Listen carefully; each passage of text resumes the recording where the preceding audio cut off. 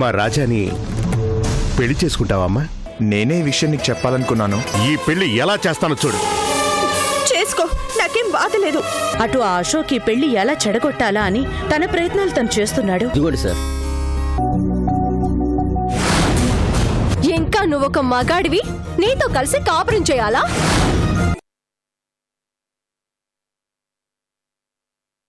నీ భార్యనని చెప్పుకోవడానికి నా మెడలో నీ హక్కుగా ఇది వేలాడుతుంది కాబట్టేగా అందరికీ అలా ప్రచారం చేశాం. నాకు ఇది భారంగానే ఉంది.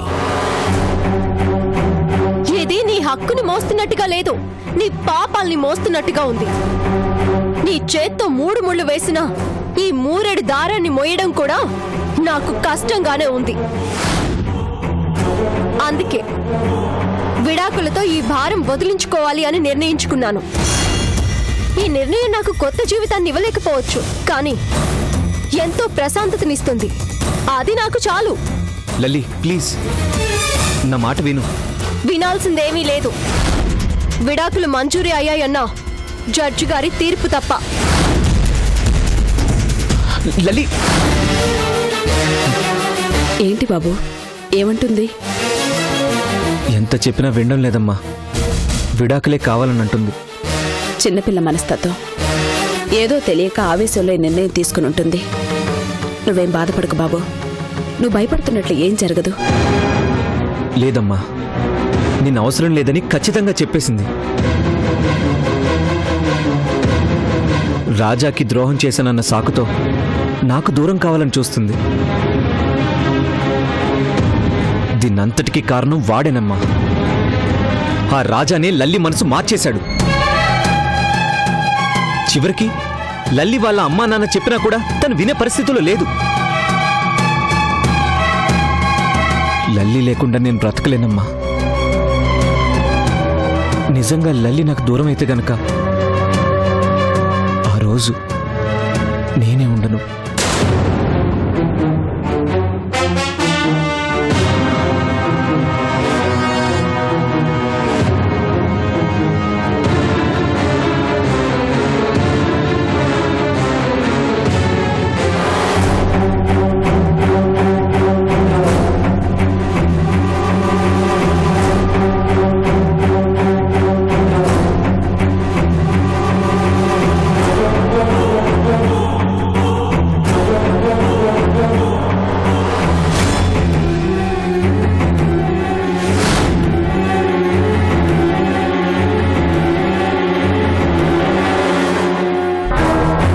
అర్చన,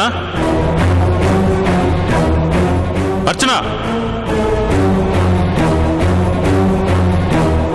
ఏమైందండి? ఎందుకలా అరుస్తున్నారు? పిచ్చి పట్టి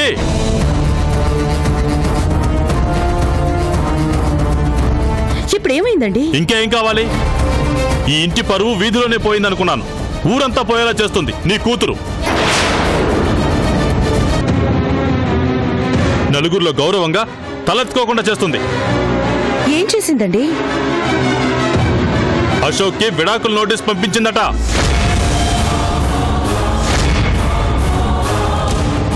ఆడపిల్లకి పెళ్లి చేసేదాకా మంచి భర్త దొరుకుతాడా లేదా అని 100 మందిని చూసి ఒక్కళ్ళని సెలెక్ట్ చేస్తాం.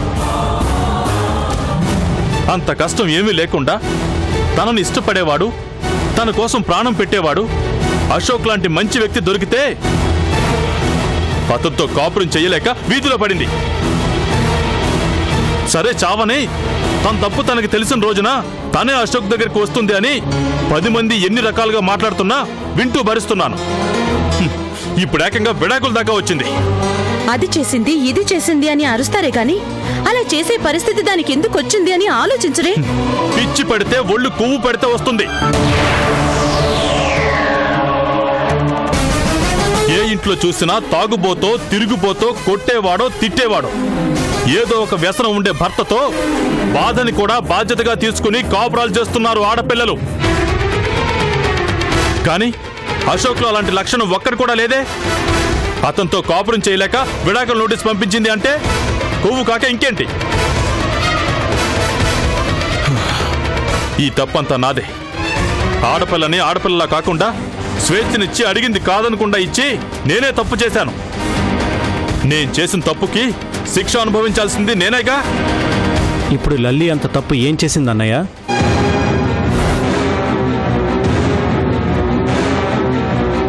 నువ్వు ఉండొచ్చిన దేశంలో ఇది తప్పనరేమో. ఈ దేశంలో దాన్ని తప్పనే కాదు, బరి తెగింపు అంటారు. ఎప్పుడు నువ్వే కరెక్ట్, నీకే అంతా తెలుసు అన్నట్టు మాట్లాడుతావేంటన్నయ్య? ఫస్ట్ లల్లి నీ కూతురు, అది గుర్తుంచుకో. అంటే అదేం చేస్తున్నా కూతురని సమర్థించుకుంటూ రావాలా? నిజంగా తప్పు చేసిన గుండెల్లో దాచుకునేవాడే తండ్రి. నువ్వు ఆ పని చేయలేదు కాబట్టి ఈ రోజు లల్లి మరొకరి దగ్గర తలదాచుకుంటుంది. బంగారం లాంటి భర్తను వదిలేసి ఒక గాలి వెదవతో తిరుగుతూ వాడి మత్తులో కాపురం కూల్చుకుంటుంటే చూస్తూ ఊరుకునేంత పెద్ద మనసు నాకు లేదు. ఇది ఈ ఇంటి పరువు సమస్య. నాన్నగారు ఇంటి పరువు కోసం ఎంత తపన పడేవాళ్ళో గుర్తుందిగా. ఆయన పెద్ద కొడుగ్గా ఈ ఇంటి పరువు నిలబెట్టాల్సిన బాధ్యత నాది. చాలా ఆపన్నయ్య. ఎక్కడో ఉంటుంది, ఎవరితోనో తిరుగుతుందని ఈ రోజు నిందలు వేయడం కాదు. అంతకన్నా ముందు నీ దగ్గరకు వచ్చింది. నాన్న నా కష్టం ఇది అని చెప్పింది. నేను అతనితో కాపురం చేయలేను అని చెప్పింది. కానీ నువ్వేం చేశావు? అందరూ చెప్తున్నా వినకుండా నీ చావు నువ్వు చావు అని తీసుకెళ్లి వాడి దగ్గర వదిలేసి వచ్చావు. తప్పులన్నీ మనం చేసి పిల్లలంటే ఎలా అన్నయ్య? ఆడపిల్లల్ని కన్నాం, ఎవరికో ఇచ్చాం, బాధ్యత తీరిపోయిందనుకుంటే సరిపోదు. ఆడపిల్లని కన్నవాళ్ళకి బ్రతికినంతకాలం అది బాధ్యతే. బాధ్యతల గురించి నువ్వు చెప్తే నేర్చుకునే స్థితిలో నేను లేను. అలాగే నీలాగా కూతురు ఏం చేసినా సమర్థించే తండ్రిని నేను కాదు. పెద్దనాన్న,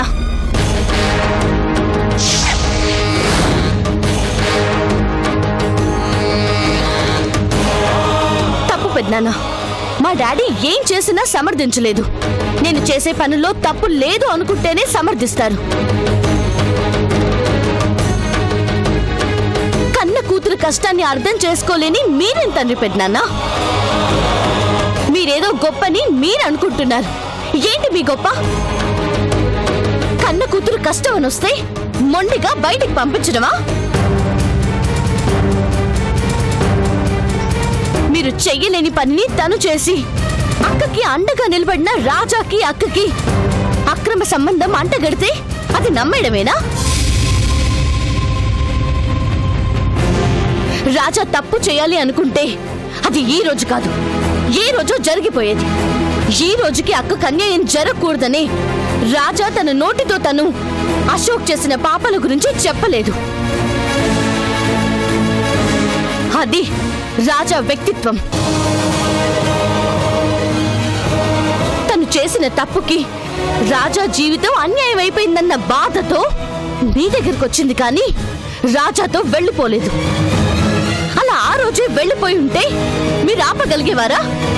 అది అక్క వ్యక్తిత్వం. వ్యక్తిత్వం విషయంలో కొండంత ఎత్తులో వాళ్ళున్నారు. వాళ్ళని అనుమానించి పాతాళంలో మీరున్నారు.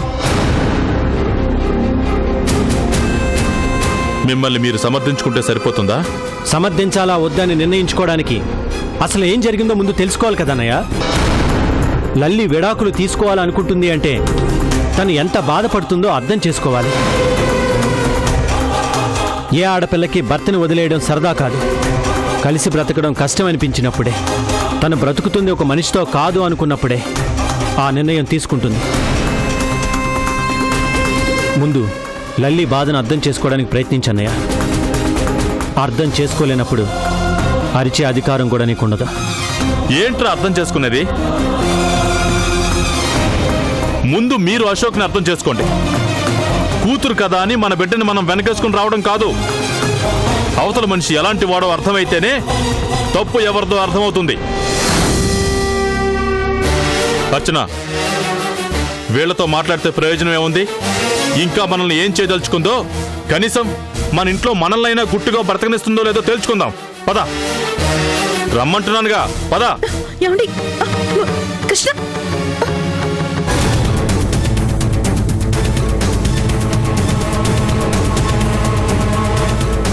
ఏంటి డాడీ పెద్దనాన్న ఆ రాక్షసుని ఇంకా దేవుడని నమ్ముతున్నాడు. ఎప్పటికి అర్థం చేసుకుంటారు? లల్లికి పిచ్చి పట్టింది అంటున్నాడు. పిచ్చి పట్టింది లల్లికి కాదమ్మా, మీ పెదనాన్నకి.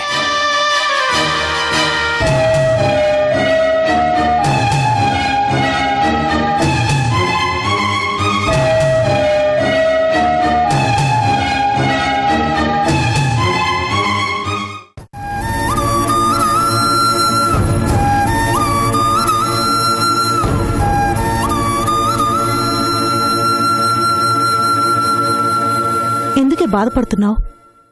చేసింది మంచి పనేగా. ఎన్నాళ్ళు అతని గురించి బాధపడుతుంటావు? ఈ బాధ తీరాలంటే నువ్వు అతని భార్యవన్న విషయాన్ని మర్చిపోవాలి.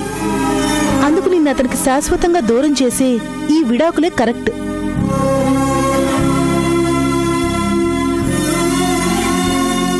విడాకుల నోటీస్ పంపించావుగా, మిగిలింది కోర్టు చూసుకుంటుంది. నువ్వు అదే మాట మీద ఉండు చాలు. ఏంటి, లలిత అశోక్కి విడాకుల నోటీస్ పంపించిందా?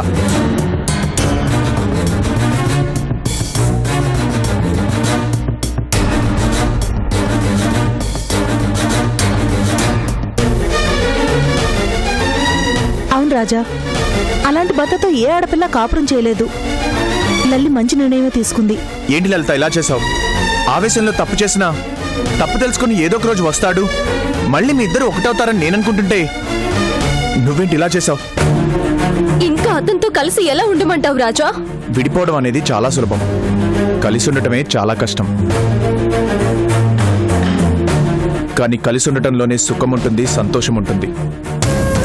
అతనితో సంతోషం ఏముంటుంది రాజా? సంతోషం ఎందుకుండదు? వాడికి శత్రువుని నేను కానీ నువ్వు కాదు. నీకోసమే కదా వాడు అందరినీ శత్రువుల్ని చేసుకున్నాడు. వద్దు లలిత, విడాకులు తీసుకోవాలన్న ఆలోచన మానుకో. లేదు రాజా, అతన్ని నువ్వు క్షమించినా నేను మాత్రం క్షమించను. లలిత, వాడు నీకన్నా నాకే బాగా తెలుసు. వాడి జీవితంలో మొట్టమొదట తప్పు చేసిందే నీ విషయంలో. ఆ తప్పును సమర్థించుకోవడానికి తప్పుల మీద తప్పులు చేస్తూనే పోయాడు, అంతే. వాడికి నువ్వంటే చాలా ఇష్టం. వాడొస్తాడు, మళ్ళీ మీ ఇద్దరు కలిసి హాయిగా ఉంటారని నేననుకుంటుంటే ఈ నిర్ణయం ఏంటి లలిత? నాకింతకంటే మంచి దారి కనిపించడం లేదు రాజా. ఒక రాక్షసుడితో కాపురం ఎలా చేయమంటావ్? నా మీద ఎన్ని నిందలు వేశాక కూడా అతను నా భర్త అని ఎలా ఒప్పుకోమంటావ్? నచ్చినప్పుడు ప్రతిదీ తప్పుగానే కనిపిస్తుంది. నా మాట విను లలిత, మీ ఇద్దరిని దూరం చేసే ఈ ఆలోచనని మానుకో. నువ్వు విడాకులు ఇవ్వడం వల్ల వాడు మరింతగా పిచ్చోడైపోతాడు. నా జీవితమే నాశనం అయిపోయిందని నేను బాధపడుతుంటే ఇంకా నీ స్నేహితుడు ఏమవుతాడా అని ఆలోచిస్తున్నావా? అది కాదు లలిత. వద్దు రాజా, అతనితో నాకు విడాకులు తప్ప మరొక దారి లేదు. అవును రాజా, అతను చేసిన దుర్మార్గాలని తెలిసాక కూడా అశోక్తో లల్లి ఎలా బ్రతుకుతుంది? తనే కాదు, ఎవరు బ్రతకలేరు. ఆలోచించు లలిత, ఇది నీ జీవితానికి సంబంధించిన విషయం. భర్తను వదిలేసిన భార్య అనిపించుకుంటావో, వాడితోనే ఉంటూ వాడిని మార్చుకుంటావో నీ ఇష్టం.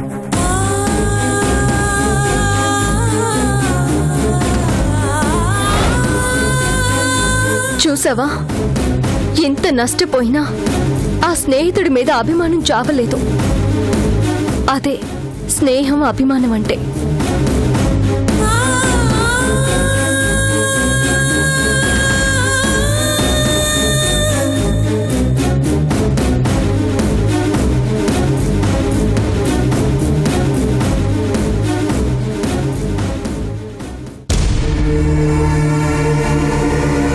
చూసావా, ఈ చిల్లర వెధవలా వస్తూ దాని మనసు పాటు చేస్తుంటే ఇక అశోక్కి విడాకులు ఇవ్వక ఏం చేస్తుంది?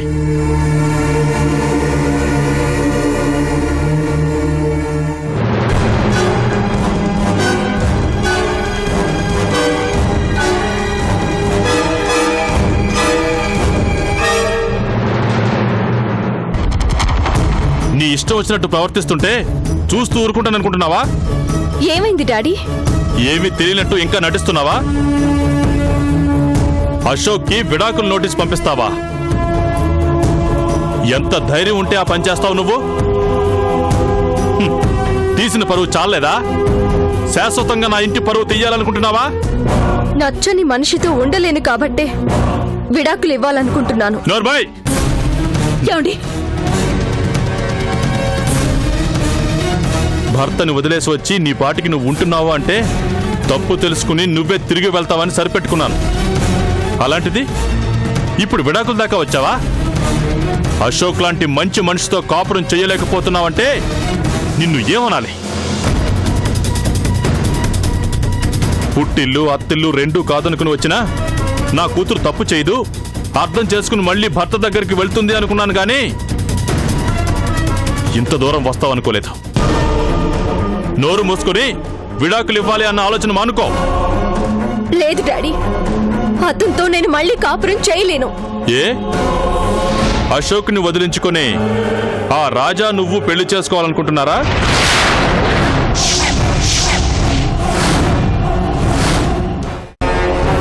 వాడు నిన్ను నీ జీవితాన్ని నాశనం చేయాలనుకుంటున్నాడు. నీకది అర్థం కావడం లేదు. అర్థం కాంది మీకు డాడీ. ఎవరు మంచో ఎవరు చెడో మీకు తెలియడం లేదు. విడాకులు ఇవ్వమని కాదు, ఇవ్వొద్దనే రాజా ఇప్పటి వరకు బతిలాడి వెళ్ళాడు.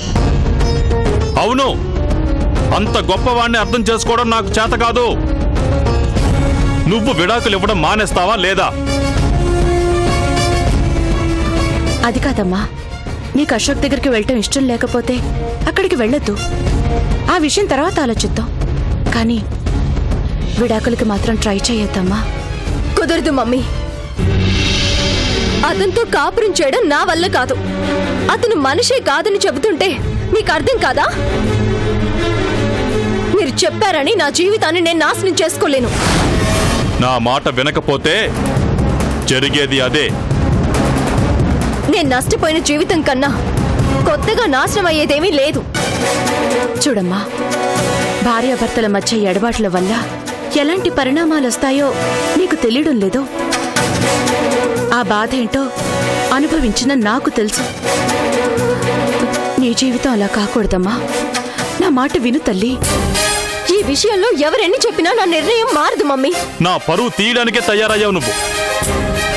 ఇంత చెప్తున్నా ఇంకా నీకు అర్థం కావట్లేదంటే నిన్నేం చేసినా తప్పులేదు. డాడీ, మీది నమ్మకం, నాది అనుభవం. నా స్థానంలో ఉంటే తెలుస్తుంది. అతనేదో ఉత్తముడని మీ ఫీలింగ్. అతను ఎంత ఉత్తముడో నాకు తెలుసు కాబట్టే కలిసి ఉండలేకపోతున్నాను. అతని భార్యగా బ్రతకడానికే అసహ్యంగా ఉంది. అందుకే ఆ బాధని దూరం చేసుకోవాలనుకుంటున్నాను. విడాకుల నోటీస్ పంపించాను. నీ అభిప్రాయం మార్చుకుంటావా లేదా? సారీ డాడీ, మీరు ఏమనుకున్నా పర్వాలేదు. నేను విడాకులు ఇవ్వడానికే నిర్ణయించుకున్నాను. అదే నీ నిర్ణయం అయితే నా కూతురు చచ్చింది అనుకుంటాను.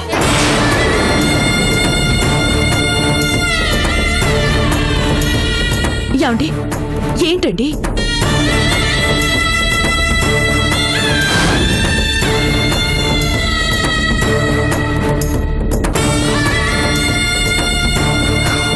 పర్వాలేదు డాడీ, ఇప్పుడే ఎప్పుడో చెప్పేసరిగా అతని దగ్గరుండి చస్తూ బ్రతకడం కన్నా మీ దృష్టిలో చచ్చినా పర్వాలేదు.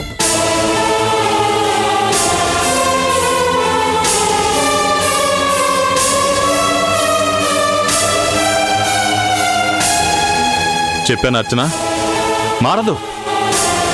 మన పరువు తీసిన దాకా ఇది మారదు. ఇంకా ఇలాంటి కూతురు మనకెందుకు అర్చన? అవసరం లేదో చావని. దీని ఇష్టానికి దీన్ని చావని.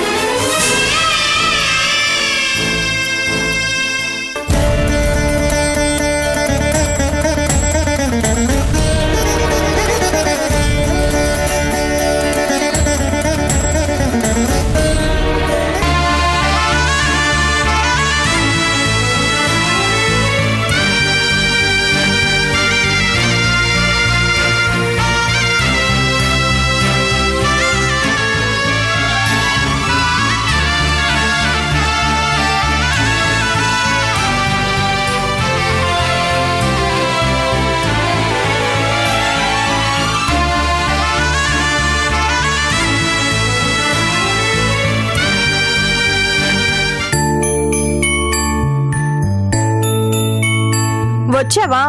ఇంకా రాలేదేంటా అనుకుంటున్నాను. ఈ మధ్య నీకు బయట పనులు బాగా ఎక్కువైపోయాయి. ఇంటికి టైంకి రావడం లేదు, సరిగ్గా తినడం లేదు. లలితని అలా వదిలేసి రాలేకపోతున్నా మాధవి. తనున్న పరిస్థితిలో అలా ఒంటరిగా వదిలేసి రావడం మంచిది కాదుగా. నువ్వుండి మాత్రం చేసేదేముంది? అలా అంటావేంటి మాధవి? ఆవేశంలో ఉన్నప్పుడు ఒంటరిగా వదిలేయటం ఎంత ప్రమాదమో తెలుసా? ఒక్కొక్కసారి ఆ ఒంటరితనం ప్రాణాలను తీస్తుంది. ఈ రోజు తన జీవితం నాది కాకపోవచ్చు, తన సంతోషం మాత్రం నాదే. ఆ అశోక్తో సంతోషంగా ఉంటుందనేగా నా పగని కూడా చంపుకుంది. అందుకని 24 గంటలు కాపలా కాస్తావా? తను బాధపడుతుందని 24 గంటలు బాధపడే కన్నా తనకి 24 గంటలు కాపలా కాస్తే తప్పేముంది? ప్రేమంటే సంతోషాన్ని ఇవ్వటం మాధవి, బాధ పెట్టడం కాదు. తనకు సంతోషాన్ని ఇవ్వాలని నేను ప్రయత్నిస్తుంటే నా మాట వినడం లేదు. ఏమైంది? ఏముంది, అశోక్ గడికి విడాకుల నోటీస్ పంపించింది. అవునా? మంచి పని చేసింది. అలాంటి వాడితో కాపురం చేసి తను బాధపడి అందరినీ బాధ పెట్టే కన్నా తెగదెంపులు చేసుకుంటే తన బ్రతికేదో తను బ్రతుకుతుంది. నువ్వు తన్నే సమర్థిస్తావేంటి మాధవి? అశోక్ చెడ్డతనాన్ని మాత్రమే నలుగురికి పంచాడు, కానీ ప్రేమని మాత్రం లలితకే పంచాడు. అది ప్రేమేంటి? ఒకరి ప్రేమని పొందడానికి 10 మందిని బాధ పెట్టడం ప్రేమ? లలిత ప్రేమ కోసం ప్రాణ స్నేహితుణ్ణి, నా జీవితాన్ని కూడా నాశనం చేశాడు అంటే అశోక్కి లలిత అంటే ఎంత ప్రేమో అర్థం కావడం లేదా? ఏంటి రాజా నువ్వు? అతన్ని శత్రువు. నీకు చేసిన ద్రోహాన్ని మర్చిపోయి అతన్ని సమర్థిస్తావేంటి? నేను నష్టపోయింది లలిత వల్ల, ఆ నష్టాన్ని భరిస్తుంది లలిత కోసం.